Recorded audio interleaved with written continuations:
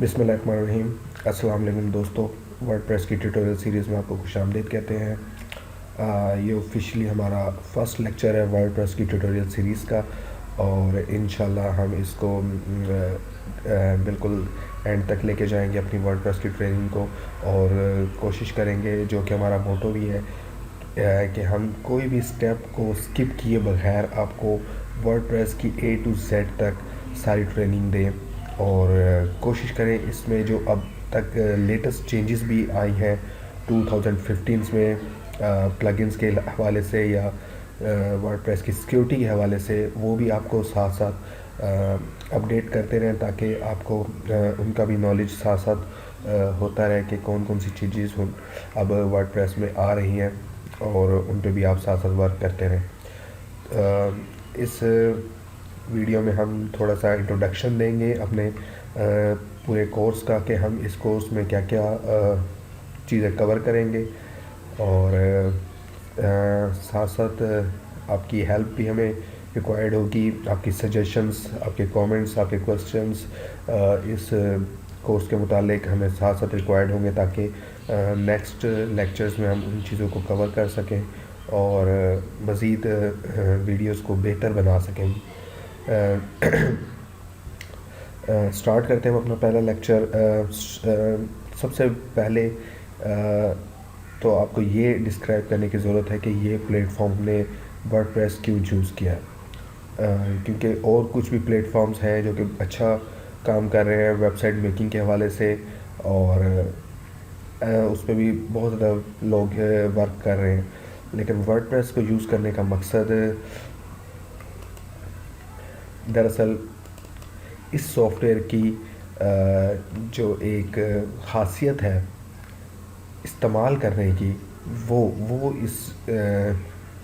इसकी main reason है इसको यूज़ करने की। सबसे पहले तो मैं आपको बताऊं कि वर्डप्रेस कितना ज़्यादा all over the world use हो रहा है। यहाँ पे कुछ मैंने फ़िगर आउट किए हुए हैं, और ये थोड़े से पुराने फिगर्स हैं, लेकिन इनसे भी आप अंदाज़ा लगा सकते हैं कि WordPress all over the world कितना पॉपुलर है और लोग कितना ज़्यादा यूज़ कर रहे हैं।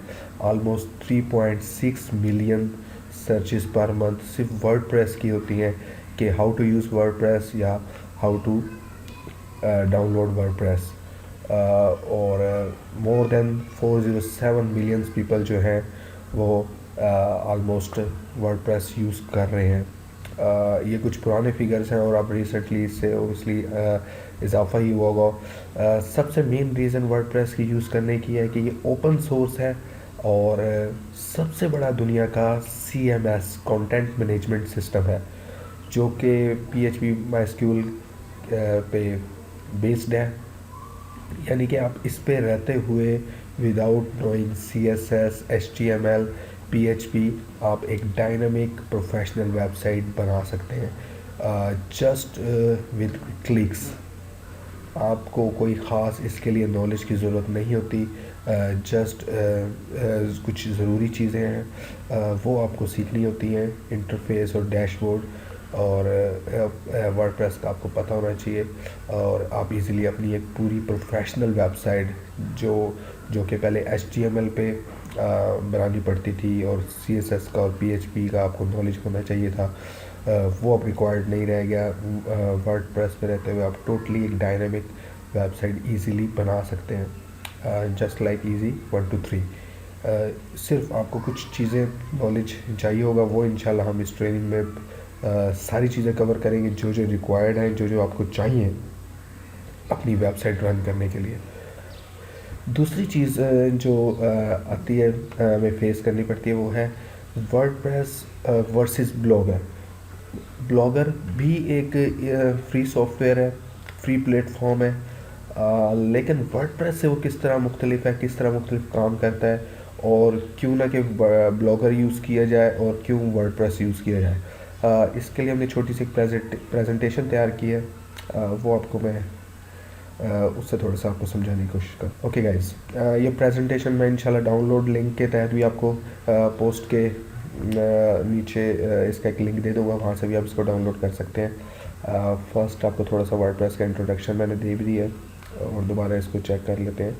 2003 में वर्डप्रेस लॉन्च हुआ और उस टाइम बिल्कुल एक ये ब्लॉगर की तरह काम करता था। लोग इसको अपनी डेली की ब्लॉगिंग के लिए यूज़ करते थे। लेकिन आहिस्ता आहिस्ता इन्होंने अपने स्टाइल को चेंज किया और अब ये एक टोटल CMS प्लेटफॉर्म बन चुका है और इस पे रहते हुए आप बिल्कुल एक डायनामिक प्रोफेशनल वेबसाइट इजीली बना सकते हैं, जबकि ब्लॉगर अभी भी अपने उसी स्टाइल में काम कर रहे हैं। अलबत्ता एक बात जो कही जाती है, अगर आप न्यू ब्लॉगर हैं या इस फील्ड में बिल्कुल न्यू हैं तो फिर आपके लिए मच बेटर कि आप ब्लॉगर पे थोड़ा सा टाइम लगाएं, थोड़ा सा टाइम उस पर वेस्ट करें और कुछ चीज़ों को सीखें। और जब आपको कुछ चीज़ें समझ आने लगें तो देन आप वर्डप्रेस को ज्वाइन कर सकते हैं। लेकिन मैं समझता हूँ कि वर्डप्रेस और ब्लॉगर को यूज़ करना इतना कोई हार्ड नहीं है। दोनों को आप इजीली यूज़ कर सकते हैं, सिर्फ एक अच्छी गाइडेंस की ज़रूरत है। और इंशाल्लाह अगर आप हमारे साथ रहे और आप ख़ुद भी कुछ दिनों में इजीली अपनी वेबसाइट को ख़ुद भी वर्डप्रेस पे रन कर सकेंगे। और क्योंकि हम इंशाल्लाह कोई भी चीज़ में ऐसी इम्पॉर्टेंट चीज़ ऐसी नहीं होगी जो हम स्किप कर जाएं, जो बाद में आपको प्रॉब्लम करे या आपको ख़ुद उसको सर्च करके सीखना पड़े। इंशाल्लाह हम कोशिश करेंगे कि आपको A to Z इसकी तमाम चीज़ें बताएं और आपको गाइड करें। तो वर्डप्रेस भी आपके लिए उसी तरह ईजी है जिस तरह ब्लॉगर आपके लिए है।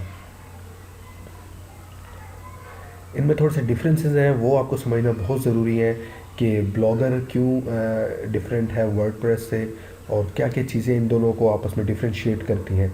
पहली चीज़ हमारे पास है डोमेन।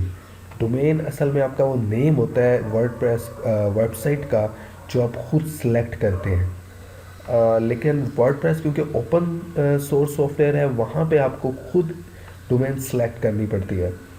लेकिन ब्लॉगर चूँकि गूगल के अंडर काम करता है और आपको इतना ज़्यादा फ्रीली उस पर आप अपनी चीज़ें खुद से सिलेक्ट नहीं कर सकते क्योंकि वो एक ओपन सॉफ्टवेयर नहीं है।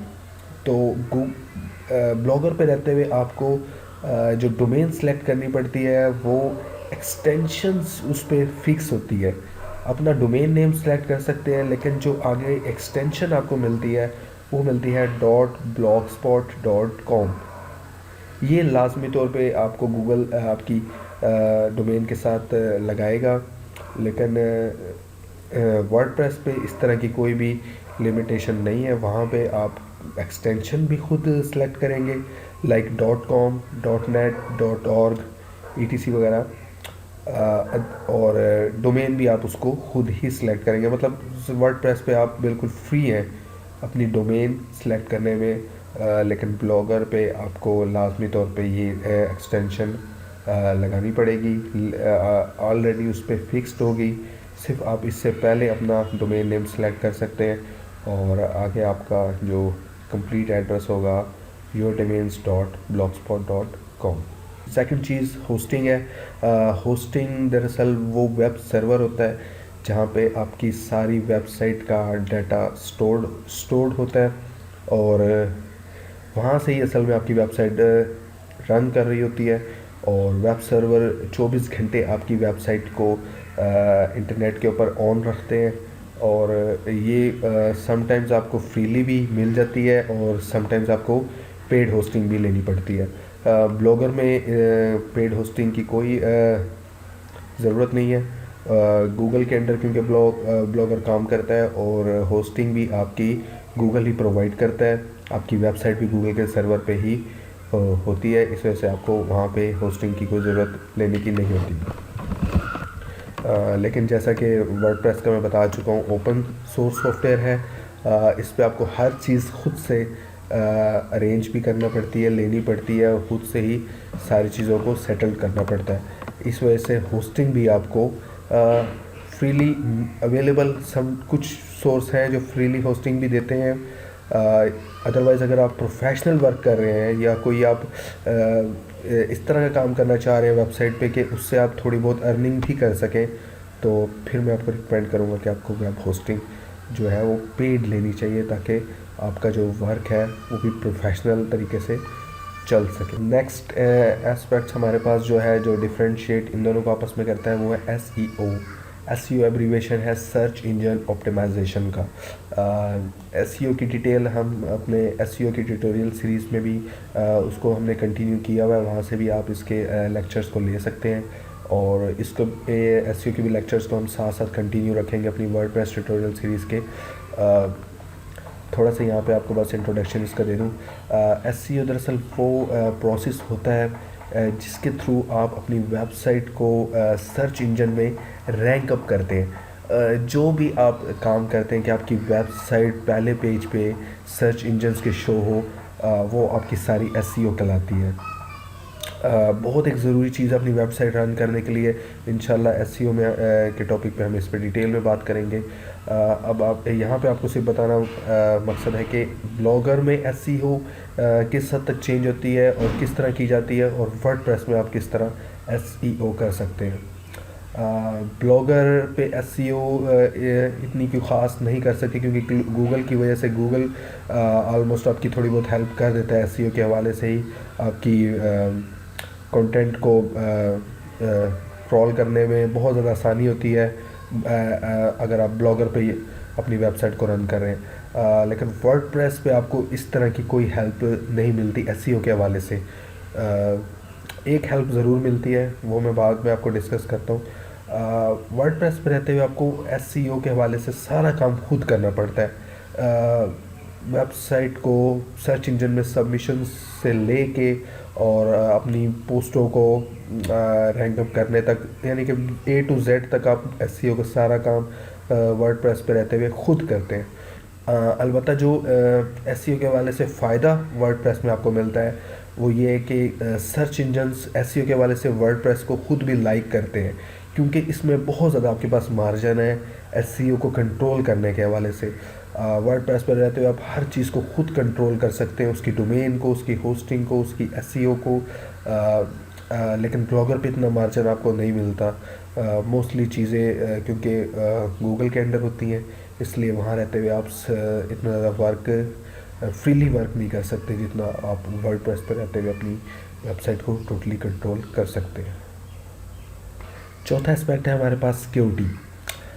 सिक्योरिटी जैसा कि आपको पता ही है, आजकल बहुत ज़्यादा वेबसाइट्स हैक हो रही हैं, और स्पेशली जो फेमस वेबसाइट्स हैं उन पे काफ़ी अटैक्स होते हैं हैकर्स के, और इसी वजह से उनके सिक्योरिटी इश्यूज भी बहुत बढ़ गए हैं।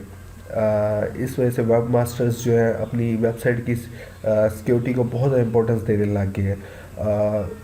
ब्लॉगर के हवाले से अगर सिक्योरिटी की बात की जाए तो एज सच इतना ज़्यादा इशू ब्लॉगर में रहते हुए आपको नहीं होगा जितना वर्डप्रेस में होगा, क्योंकि वर्डप्रेस बिल्कुल ओपनली यूज़ होता है। उसमें सिक्योरिटी पहले तो इतनी ज़्यादा उस पर वर्क नहीं हो रहा था, लेकिन अब लेटेस्ट वर्जन जो वर्डप्रेस का लॉन्च हुआ है 4.1, इस पे वर्डप्रेस ने बहुत ज़्यादा सिक्योरिटी के हवाले से वर्क किया है, और बहुत सारी चीज़ों को क्लियर किया गया है जो पुराने वर्जन्स में नहीं थी।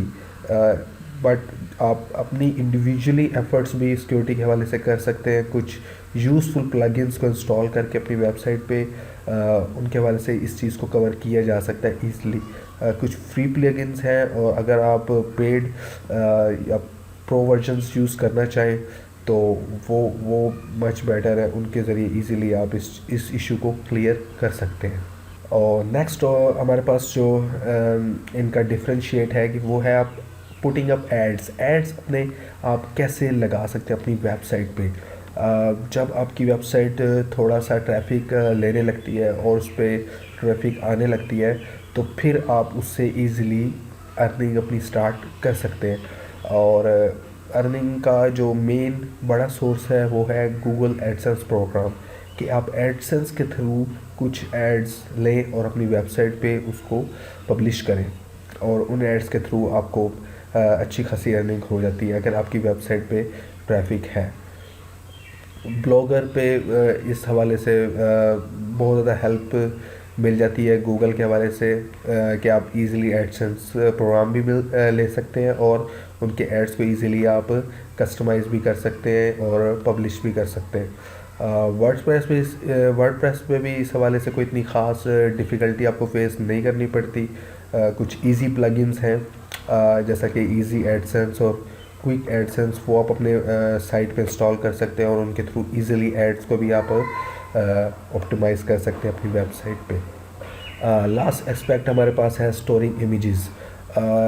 वर्डप्रेस क्योंकि फ्री होस्टिंग यूज़ करता है, और या आप पेड होस्टिंग यूज़ कर रहे होंगे तो आपके तमाम जो इमेजेस हैं वो आपकी होस्टिंग पे स्टोर्ड हो रहे होंगे, या जो भी डेटा आपकी वेबसाइट का वो आपकी होस्टिंग पे स्टोर्ड हो रहा होगा। जबकि ब्लॉगर गूगल के क्योंकि अंडर है, इसलिए आप अपनी तमाम जितने भी इमेजेस हैं या अपने तमाम डाटा है, स्टोरेज डाटा, वो सारा आप गूगल के अंडर स्टोर करेंगे और 1 GB तक आप इजीली इनके स्टोरेज यूज़ कर सकते हैं। सो गाइस, ये हमारी फर्स्ट वीडियो थी वर्डप्रेस ट्यूटोरियल ट्रेनिंग के हवाले से, जिसमें हमने डिस्कस किया वर्डप्रेस की और ब्लॉगर के दरमियान डिफरेंस को, और आपको बताया कि कौन कौन से एस्पेक्ट्स हैं जिनके जो ब्लॉगर को वर्डप्रेस से और वर्डप्रेस को ब्लॉगर से डिफरेंट करते हैं।